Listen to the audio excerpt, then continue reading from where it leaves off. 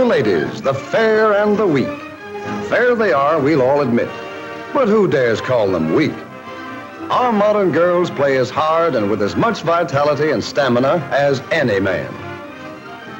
How do they do it? Where do they find all that energy, that seemingly inexhaustible store of pep and ginger?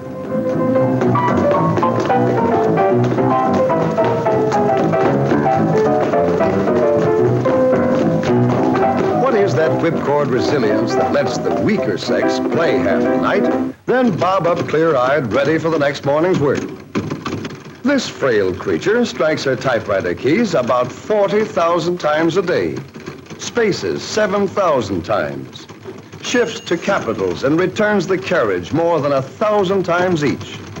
Altogether, a few ounces at a time, she exerts more than 5 tons of pressure on her dainty fingertips in one day's work. And any way you look at it, women's work is not for sissies. Most men would have a hard time of it if they were to change jobs with wife, mother, or girlfriend. The homemaker walks miles every day, from sink to icebox, from cupboard to stove, and from kitchen to dining table.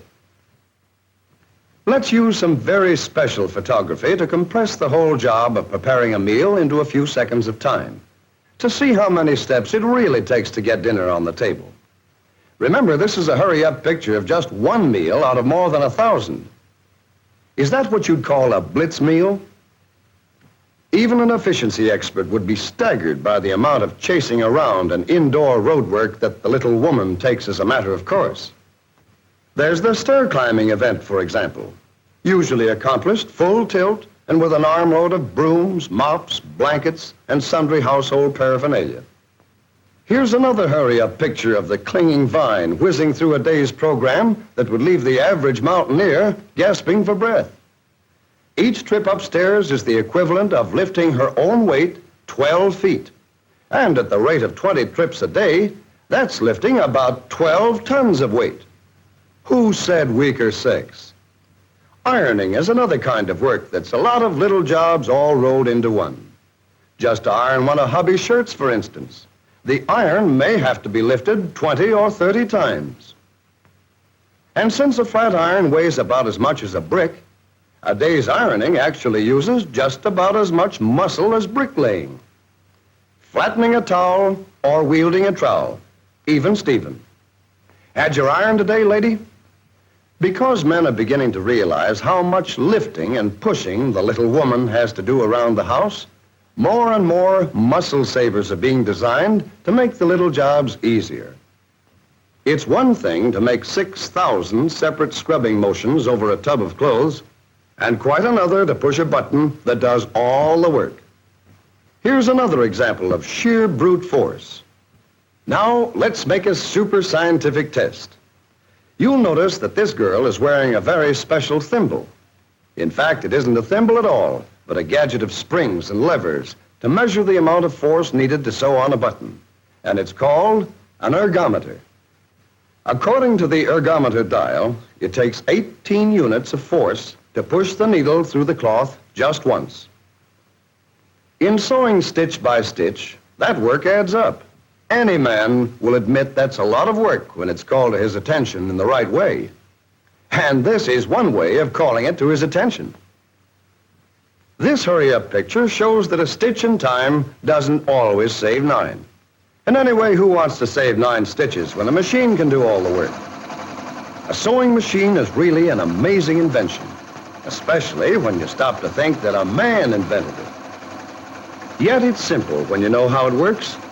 We'll slow this one down so that for the first time on a theater screen, we can all see exactly what goes on inside a sewing machine. Well, there's the needle with a little loop of thread running through the eye. That's the eye right there close to the point. The needle carries the thread down through the cloth. At the same time, underneath the cloth, another little loop of thread is being carried in a moving carriage called a shuttle. The shuttle moves past the needle. The loops of thread cross each other and form a smooth stitch. And so, that's the way a sewing machine takes the place of a lot of needless needle nudging and keeps everyone in stitches. Amazing. In the early days of motoring, no woman in her right mind would tackle the job of starting the engine because the job had to be done the hard way. Let George do it was the slogan, and ever since, men have bragged about being the better drivers. Then the muscle savers got to work, and the self-starter put the woman driver behind the wheel instead of in the back seat. But even recently, a motor car demanded a certain amount of athletic prowess on the part of the driver. For example, in shifting gears. Let's hook up one of these work measuring machines or ergometers to this old-fashioned gear shift lever to see how much muscle it needed to run through the gears. 90 units. Starting and stopping, parking and backing up on a full day's driving amounted to more than a ton of pushing plus about a city block of reaching. Putting the shift lever up by the steering wheel would cut down the amount of reaching. But with such a short lever, it would be even more work to shift the gears. In fact, more than 100 units.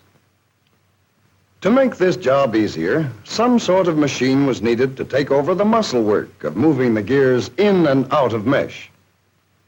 Yet, because the speed of the car and the conditions of load are never twice quite the same, a certain amount of human judgment would help to shift gears quietly and smoothly. A muscle-saving engineer who went to work on this two-sided problem found that the vacuum produced inside the motor car engine could develop plenty of power to do the actual work.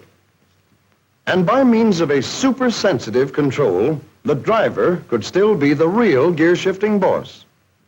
The sensitive control can regulate the pressure in a powerful vacuum chamber so that the slightest movement of the lever will bring about a strong push in the desired direction. A push that can be controlled to follow the movement of the lever with infinite exactness. This device, connected to the gears of a motor car, can do 80% of this work of shifting, yet leave enough for the driver to sense the response of the gears as they move smoothly into place. Now let's use that ergometer gadget again to see how much undesirable exercise we've saved this member of the fair and so-called weaker sex. Now the dial shows about 30 units, only a few ounces of push with the vacuum gear shift. And if you stop to think about it, that's a vast improvement when it's multiplied by the amount of extra driving that our American girls do nowadays. Now that the muscle savers are busy, cutting down the amount of unnecessary work for women and for men, we'll all have more energy left for playtime. But there are still plenty of jobs left for the ergometer and the work-saving scientists to tackle. Think of all the energy that our charming millions spend in keeping beautiful. And if science is so darn wonderful, why doesn't some genius build a contraption like this?